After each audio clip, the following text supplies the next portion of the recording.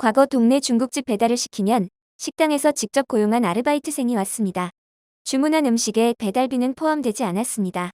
중국집은 특히나 직접 가게에서 방문해서 먹는 것보단 시켜 먹는 음식이라는 인식이 강하기도 했습니다. 피자, 치킨도 마찬가지였는데요. 예전에는 동네 중국집에 배달원이 한두 명만 있어도 주문량을 소화할 수 있었기 때문입니다. 혹시 주문이 밀리는 경우 사장님이 직접 배달을 가거나 자녀들이 동원되기도 했죠. 하지만 스마트폰에 익숙한 젊은 층 위주로 커진 배달앱 시장은 코로나 시대를 맞아 더 빨리 성장했습니다. 세계 시장은 급변하고 있습니다.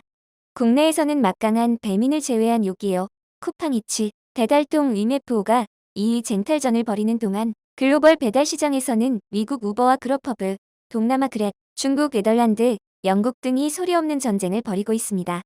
최근 미국에서는 코로나 확산 이후 소상공인들로부터 매출의 30%까지 플랫폼 수수료로 챙겨가는 배달앱을 이용해 주문을 하기보다 현지 식당에 직접 전화를 걸어 음식을 시켜 먹는 움직임이 일어나고 있습니다. 이 같은 움직임에는 배달앱 업체들이 지역 구직자들을 직접 고용하는 식당들과는 다르게 배달원들을 단기 계약 근로자로 뽑아 상대적으로 열악한 노동 환경을 제공하면서도 수수료는 손쉽게 벌어간다는 비판의식이 깔려 있는데요. 식당과 근로자 모두 배달 앱 때문에 더 많은 일을 하지만 그 일로 버는 돈은 적다는 것입니다. 사정이 이렇게 되자 뉴욕, 샌프란시스코, 시애틀 등 대도시는 앱 배달 수수료 상한을 15%로 제한하고 나섰습니다. 나아가 온라인 쇼핑몰 아마존에서 물건을 구매하는 대신 지역업체에서 직접 구매하는 움직임도 나타나고 있습니다. 미국도 한국과 마찬가지로 직접 가서 사 먹는 문화에서 배달 문화로 프레임이 바뀌면서 자영업자, 특히 코리아타운의 한인 자영업자가 선택할 수 있는 폭은 매우 좁아졌습니다. 너도 나도 배달앱을 이용하는 상황에서 배달앱을 빼면 매출이 급감하기 때문입니다. 수수료가 높지만 한번 배달앱에 의존하기 시작하면 쉽사리 여기에서 벗어나기 어렵습니다. 배달앱이 나오기 전에는 가게를 열고 2, 3년 동안 단골을 관리하면 매출이 꾸준히 나왔다고 합니다. 하지만 배달 문화로 바뀌면서 단골은 사라졌고 배달앱을 끊고 독립해서 장사한다는 건 쉬운 일이 아니었죠. 매출이 떨어지는 것은 물론이고 하락한 매출이 앞으로도 오르리란 보장이 없기 때문에 더욱 그랬습니다. 이용자와 근로자 모두 힘들어졌지만 미국의 배달앱을 사용할 수밖에 없었던 코리아타운의 식당 주인 비비안 정은 한국으로 눈을 돌리게 됩니다. 최근 뉴욕타임즈에서는 대형 배달앱을 대신하는 LA 배달앱의 성공이라는 제목의 기사에서 코리아타운에서 시작된 작은 배달업체가 자영업자들을 보호하면서도 대형업체를 누르고서 몸할 수 있었던 비결에 대해 집중 조명했습니다. 기사는 서울의 음식 배달앱을 모델로 한 코리아타운의 소규모 회사가 코로나 팬데믹 상황에서도 주변 레스토랑 영업 활성화에 기여 중이라는 소제목으로 시작합니다. 비비안 정에게 가장 바쁜 시간은 주문이 끊이지 않는 오전 11시부터 오후 1시까지의 정신없는 시간대입니다. 울퉁불퉁한 후라이드 치킨이 담긴 종이 상자, 쭈꾸미 덮밥, 스팸김밥과 군만두, 해산물 크림 스파게티, 김이 모락모락 나는 삼계탕. 35세 비비안 정은 코리아타운 마리포사 에비뉴와 8번가 사이에 본부를 둔 3년차 배달 사업체 러닝맨의 매니저입니다. 2명의 접수원과 30명의 기사와 함께 일하는 그녀는 2마일 반경 안에 100개 이상 식당과 함께 한국어와 영어를 번갈아 쓰며 주문을 전달하고 있습니다. 이 한국인 배달업체는 대형 서드파티 앱과는 다른 모델로 인근 지역 배달에서 생겨나는 새로운 수요를 채우고 있습니다. 전국 배달 시장을 장악하기 위해 경쟁하는 도얼대시, 그로퍼브, 포스트메이츠, 우버이츠 등 대형 앱 기반 배달회사와 비교했을 때 러닝맨은 절대적으로 작죠.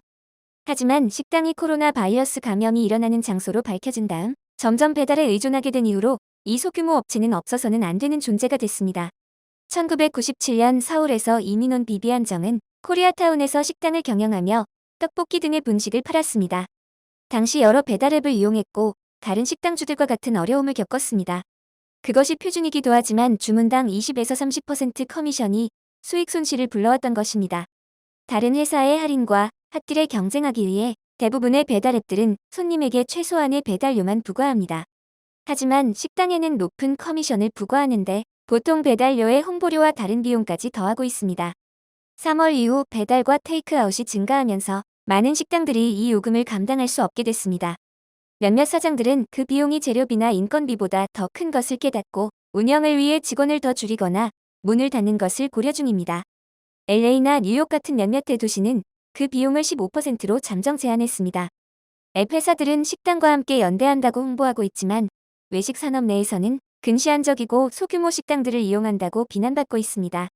4월, 뉴요커지의 헬렌 로스너는 손님들이 전화로 직접 식당에 주문해야 한다고 주장했습니다. 같은 달 푸드앤와인지의 레스토랑 에디터 큐시부샤는 손님들에게 배달앱을 다 지울 것을 촉구했습니다. 하지만 배달앱은 사라지지 않았습니다. 아마 그것이 약간은 효율적이거나 혹은 효율적이라는 환상을 주기 때문일 것입니다. 사실 이용자와 근로자 모두 자주 당황하고 있습니다. 메뉴, 시간, 가격 모두 부정확할 때가 많기 때문입니다. 앱으로 주문한 사람의 절반 정도는 빠진 음식이 있거나 주문에 추가한 내용이 무시당했고 그걸 사용할 가치가 있는지 의아한 경험이 있었습니다. 식당 주로서 비비안정은 가치가 없다고 여겼습니다. 그녀는 음식 자체가 아니라 배달거리에 따라 요금을 부과하는 서울의 배달 서비스에서 영감을 받아 러닝맨을 만든 제이콥 남과 제휴했습니다. 그들에게는 그것이 더 지속 가능한 모델로 여겨졌습니다. 꼭 필요한 앱이라고 판단한 것이었죠. 제이콥 남은 이미 자리를 잡은 한국의 배달 비즈니스의 기술을 LA에서 사용하기로 했습니다.